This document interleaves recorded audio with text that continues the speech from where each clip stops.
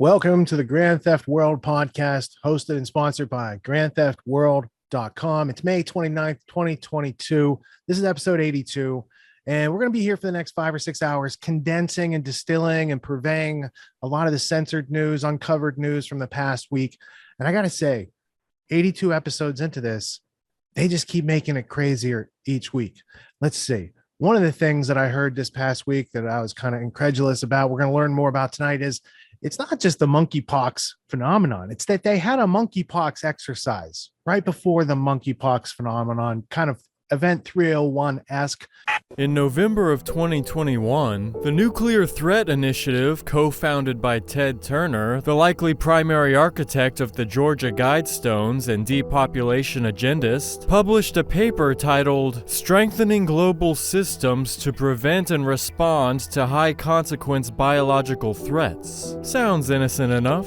The publication illustrates a biological weapon release. Quote, "The exercise scenario portrayed a deadly global pandemic involving an unusual strain of monkeypox virus that emerged in the fictional nation of Brinia and spread globally over 18 months. Later in the exercise, it's revealed that, quote, the initial outbreak was caused by a terrorist attack using a pathogen engineered in a laboratory. The terrorist attack is said to take place on May 15th, 2022. The exact same week cases were announced by the mainstream media earlier this month. The terrorist-released bioweapon is exactly what Ted Turner's friend and fellow Good Club member Bill Gates spoke about on CBS with Stephen Colbert. The idea of a bioterrorist attack is kind of the nightmare scenario. Most of the work we're going to do to be ready for pandemic 2, I call this pandemic 1,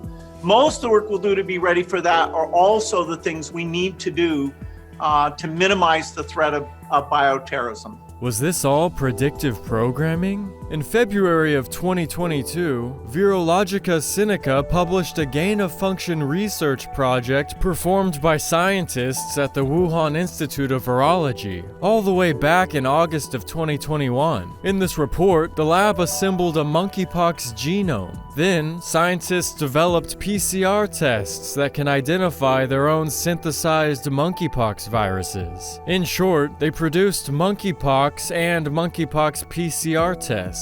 Are they preparing for Plandemic number 2, the Monkeypox 22 sequel to COVID-19? The paper says that the monkeypox virus, quote, is more pathogenic and has been reported to infect humans in various parts of the world. So in November of 2021, the non-profit NTI announced the exact year, month, and week of a monkeypox outbreak. And in August of that same year, the Wuhan Biolab was preparing genomes and PCR tests for monkeypox? Could this second plandemic be any more obvious? Well, it turns out that it could. In 2017, the same organization through which Peter Daszak funded the gain-of-function research for coronaviruses at the lab in Wuhan, China on behalf of Fauci and the NIH, EcoHealth Alliance, laid out what a monkeypox virus outbreak would look like in the United States and around the world. Rather than blaming gain-of-function research, the obvious culprit, and the same methods that a bioterrorist would use, the EcoHealth document concludes by pointing the finger at general, quote, human activities for the spread and emergence of zoonotic diseases. Why not blame the obvious human activities, such as playing God with infectious diseases and geoengineering deadly pathogens for so-called preparedness? How deep does the preparation actually go?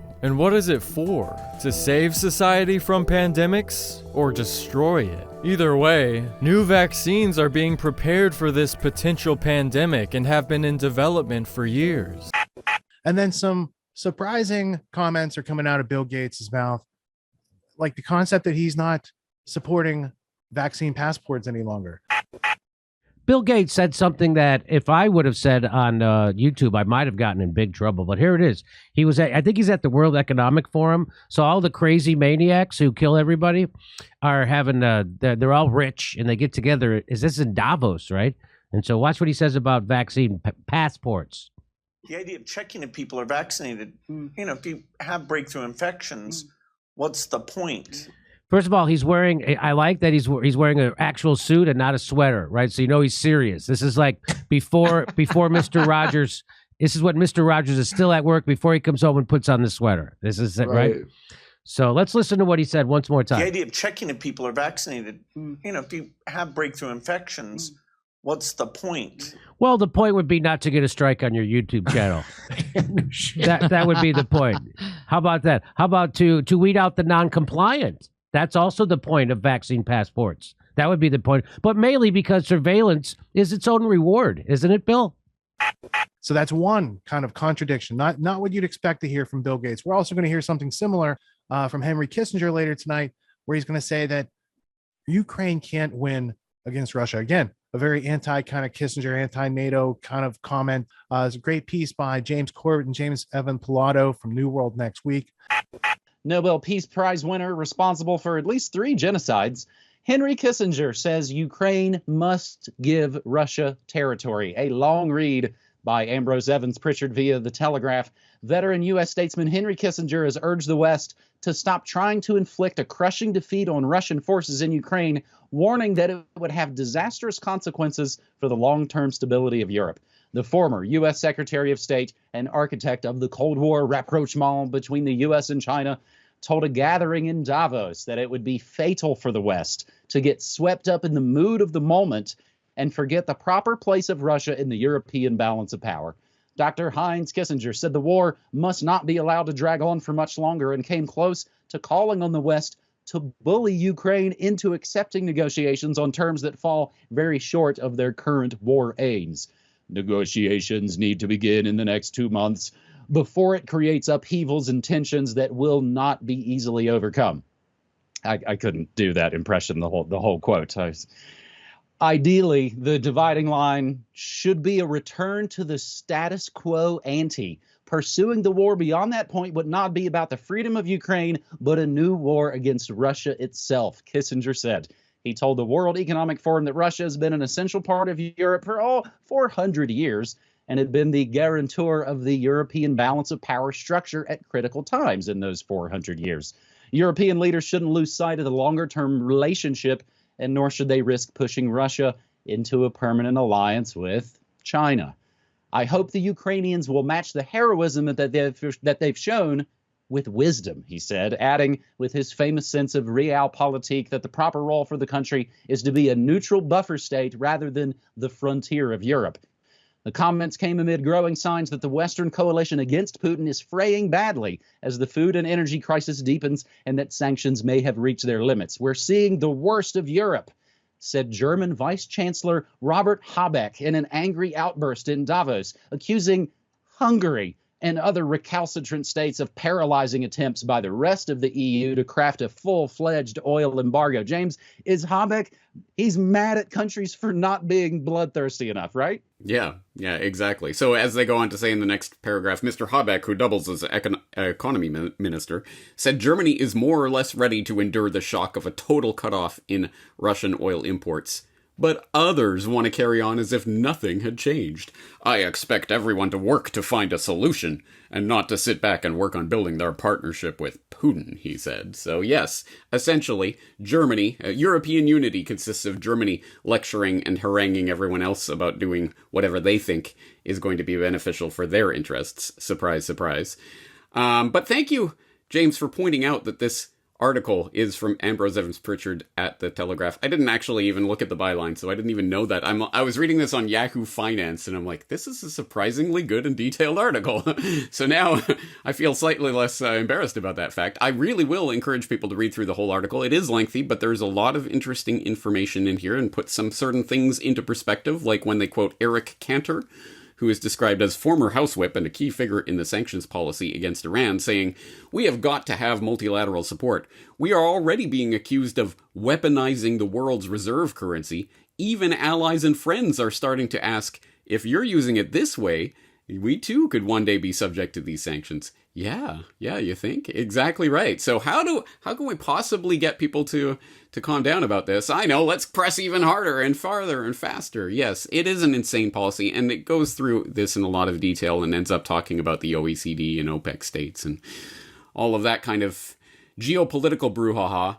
But I just wanted to draw attention to this article because it is in-depth and it does raise some important points, including, of course, Kissinger on the side of his old friend and old buddy Putin, of course, as usual. But it really does get into some important aspects of this entire conflict and putting it in perspective, and it really did hit me again this week with full force. We really are in the changeover of world order. There really is such a thing as world order, and there really has been a world order in place since the end of World War II, and it wasn't perfect, certainly, but in the changeover, we start to see this craziness, and the unthinkable becomes thinkable, and we know they are waiting. They have been waiting for many, many decades now to spring the new world order on everyone. So this is the transitionary phase. This is what it looks like. And we can see even more aspects of this coming out of Davos, of course, where we see George Soros has also weighed in. Ukraine invasion may be start of Third World War, says George Soros. The invasion may have been the beginning of the Third World War, and our civilization may not survive it, he said. The invasion of Ukraine didn't come out of the blue. The world has been increasingly engaged in a struggle between two systems of governance that are diametrically opposed to each other. Open society and closed society. And then he went into his open society spiel and harangued, of course, China and Russia, Putin and Xi, for being dictators and the closed society and all of that, blah, blah, blah. But anyway, pointing towards, gesturing towards the coming war, as did General Milley, the Joint Chiefs Chairman, predicting grim future of deadly great power wars fought in cities. This from antiwar.com. Where Milley identified Russia and China as the growing powers America will face in the next generation. We are facing right now two global powers, China and Russia, he said, as we are entering a world that is becoming more unstable. The world you are being commissioned into, speaking to graduating cadets at the United States Military Academy, the world you are being commissioned into has the potential for significant international conflict between great powers, and that potential is increasing, not decreasing. And he goes on to talk about the way that struggle will likely be fought. So, again, this is, of course, in the air right now. The great power struggle, the wars, the changeover in world order, what this looks like geopolitically, what it looks like economically. There's a lot happening right now, as I'm sure everyone out there notices. And I think it is important to at least be keeping track of what the old guard of the New World Order crew, like the Kissingers and Soroses, are trying to push the younger people, like that sprightly 83-year-old in the White House or whatever he is. So we're trying to push them in one direction or another. There's some interesting things going on right now. I think we need to have our fingers on this pulse because things are happening so quickly right now. Way back, James, in 2018 at Davos, Pfizer CEO Albert Bourla hyped the so-called elites on his Wi-Fi microchip pills, saying, imagine the compliance. It is basically biological chip that it is in the tablet. And once you take the tablet and dissolves into your stomach, sends a signal that you took the tablet. So imagine the applications of that, compliance. The insurance companies to know that the medicines that patients should take, they do take them. It is fascinating what happens in this field. So repeat after me. I shall never scoff again at so-called conspiracy theorists. I will listen and remain open-minded that perhaps what they're saying is actually happening. That's coming from other journalists now discovering the things crazy dudes have been talking about for 20 years. There's going to be some World Economic Forum coverage tonight, as the title is, the WHO, the WHA, and the WEF, the World Health Organization, the World Health Assembly, and the World Economic Forum. According to our count on our side, there was like 218 of these programs. We also heard from Klaus Schwab there might have been 400 of these programs being launched simultaneously, many of the presentations. We have a supercut made by Grand Theft World members, and they got together some nerdy spreadsheetiness, and we found like some nuggets. So we're going to have that exclusive to Grand Theft World podcast later tonight. I want to ask when you all think we're going to move from this form factor to something that's on your face glasses and when computing's all on the edge. Well, it will definitely happen. I was talking about 6G earlier, which is around 2030. I would say that by then, definitely the smartphone as we know it today will not anymore be the usual kind of the most common interface. Wow. Many of these things will be built directly into our bodies. With the vaccine, that we knew that there is a very fanatic group of anti-vaxxers that will go after us no matter what. They will claim that the sun didn't go up because people were vaccinated, and that created issues with the crop, so I'm suing you. And one thing it is to sue you in the US, another thing is to sue you in a country where the legal system is not up to that standards, or in Switzerland, right? So I think that's behind us. Everything went okay, and now I think we can move on. Because COVID has been one of the most profitable products ever, reversing the trend of the last few years where, inequality had reduced between rich countries and poor countries. Unfortunately, now it has widened. And the statistic we're saying is every 30 hours, a new billionaire was minted during the pandemic. Health and sustainability goes together, and especially so with climate change. And good examples of this is respiratory disease with air pollution, probably produces millions of deaths every year. Contagious disease is certainly one of those. Well, certainly the Ukrainian situation is stretching the world's resources, and we see that both in terms of resources for health, resources for food, availability of fertilizer. The tragedy of the war goes far beyond the battlefield. And we'll see this year, the generosity of governments in terms of things like funding, Global Fund, funding Gavi. Budgets are incredibly stretched. The pandemic alone put us in that situation, and now we have Ukraine on top of that. So maintaining the momentum on health innovation, health improvement, that's a huge challenge. The pandemic was a setback. We have more malaria deaths now than we had 3 years ago. Routine vaccination numbers went down a fair bit. So yes, there's a risk that in terms of resource trade-offs or even attention, that global health issues will get a lot less focus than they deserve as we deal with so many challenges. They're all having meetings past week, deliberating on your rights, the state of freedom and censorship and these sort of things as decided by the people on stage with the high IQs. There's a great piece that we're going to get into tonight that Ben Shapiro did, and he's basically talking about it as these people who think they have the highest IQs have the right to sit on stage and make decisions over other people's lives.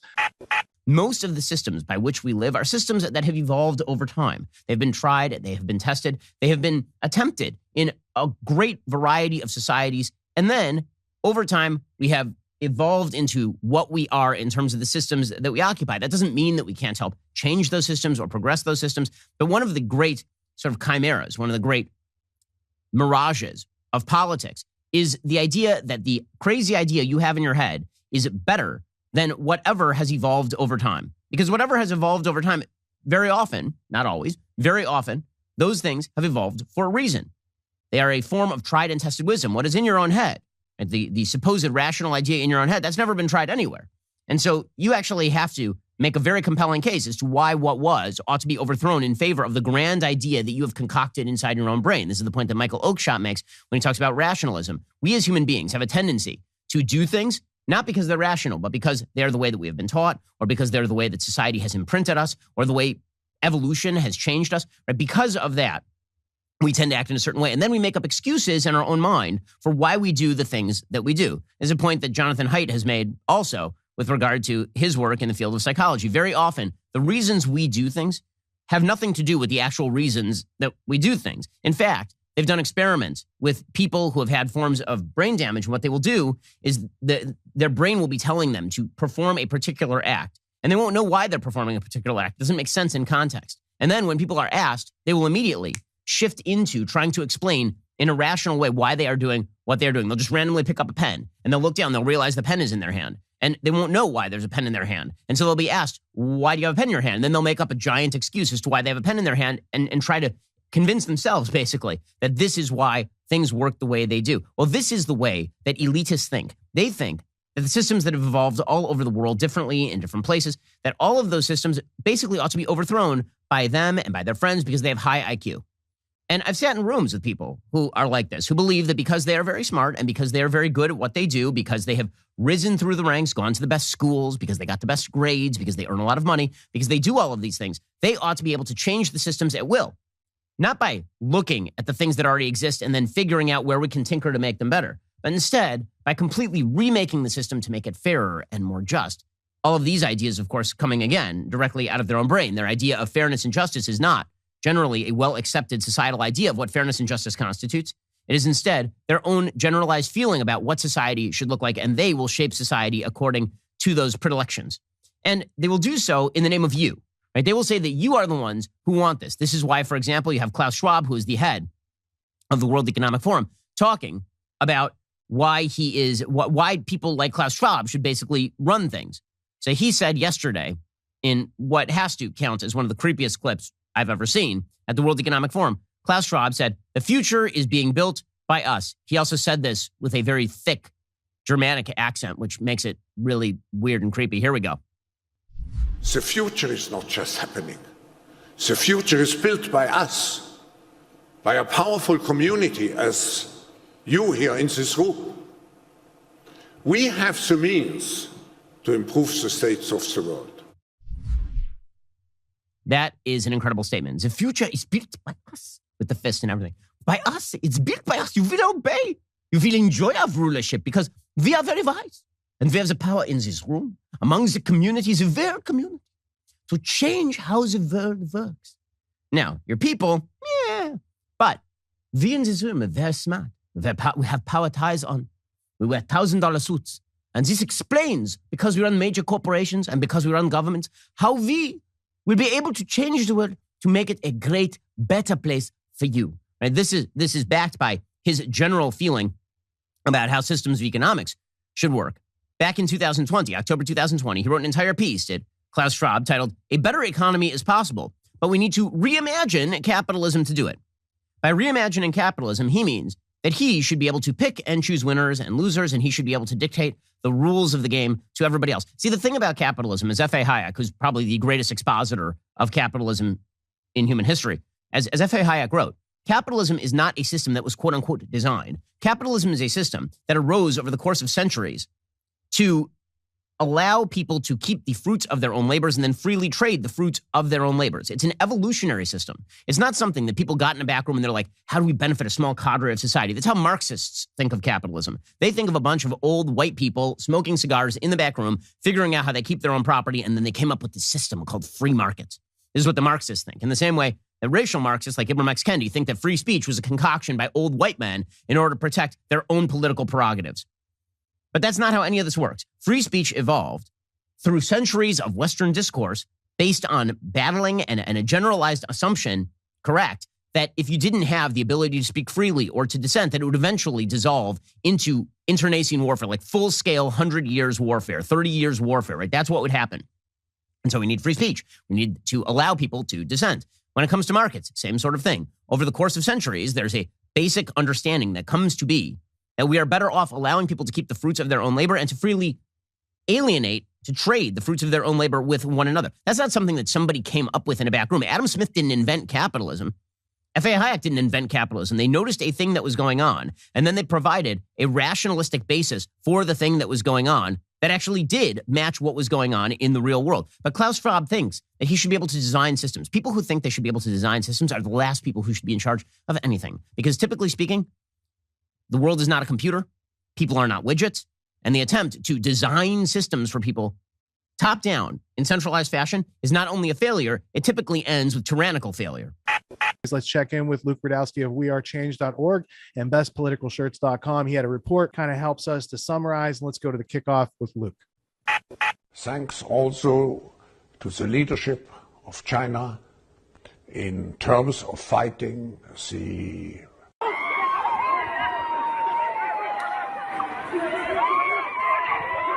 We have a great opportunity at this moment, like we had after World War II, to have in some way a new beginning in our global cooperation, in globalization, in managing our global affairs. This, as we're getting absolutely insane footage coming from China. We're not going to be showing you some of the video footage here of just the absolute human rights atrocities that are being committed there.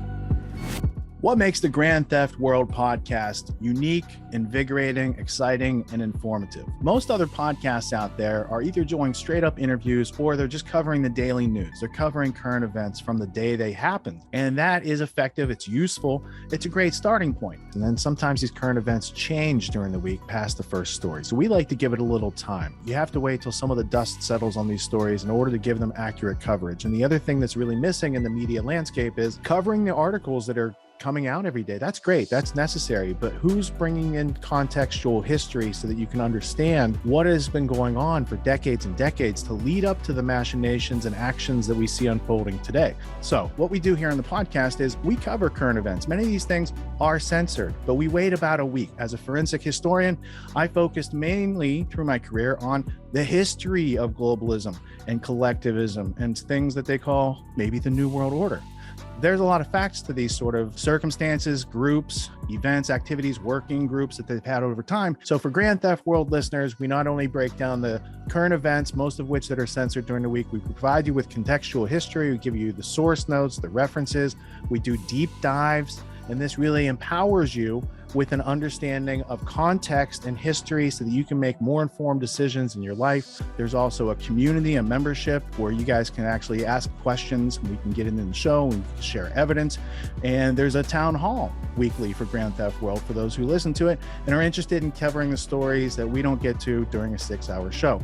Listening to it an hour a day, you could easily consume the week's news, but you're going to have substance and meaning and context and understanding. And with that, you can make higher quality decisions in your life. So if you're interested in more quality in your life, go to grandtheftworld.com, click podcast at the top, and we'll see you there. Thank you. These allegations are false. This isn't Grand Theft Auto, folks. This isn't a video game. What are the most surprising things that you discovered once you started pulling on that thread? Who he was connected to, what institutions he was influential over, what events he participated in? Come on, man. What are we talking about? Come on, man. No. You don't have to think about it, dude. I got this quote because you said you didn't know much about Klaus Schwab. I made it my job to, as soon as this happened, I'm like, okay, this guy's their front man. Let me learn about the official history of the World Economic Forum.